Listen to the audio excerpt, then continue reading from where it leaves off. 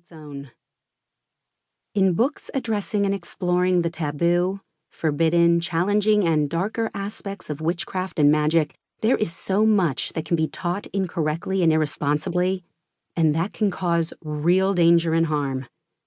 Any witch worth her black salt isn't one to shy away from the darker aspects of magic, whether she chooses to incorporate those aspects into her magical arsenal or not.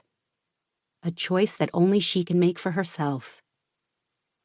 Kate Freuler provides an honest, realistic, practical, and thoughtful approach to the aspects of witchery that are often viewed as taboo. From the lens of historical research, she showcases these different aspects of darker practices, many of which may challenge you and make you uncomfortable, as some of them did the author herself. In this book, you will find discussion on not only curses and hexes, but also the history, magical theories, and purposes of working with different bodily fluids, using animal and human remains, ritual sacrifice, necromancy, and confronting death. She addresses ethical considerations without ever coming across as preachy, and provides suggestions for ensuring that you're working from a place of respect, reverence, and personal responsibility in the most humane way possible if you choose to engage in them.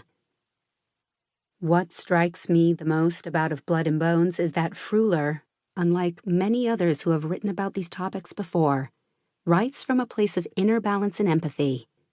Many books that have come before on these topics come across as sociopathic, expressing that anything and everything is permitted without any repercussions or thought about others, animals, or nature.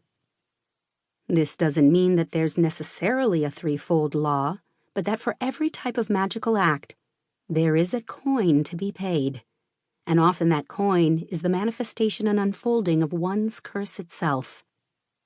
This is shown again in the movie The Craft when Rochelle inadvertently curses her racist bully, only to feel horrible sympathy and guilt while watching the girl sobbing from a place of powerlessness in the school shower as her hair falls out.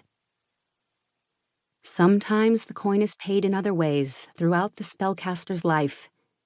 Some may disagree with this, but through close observation we can see it clearly in those who are too quick and eager to cast malefica upon others. Often, we can see all the accumulating problems occurring within their life from an outside perspective, and the spellcaster seems oblivious to any correlation between the issues and their own magical actions.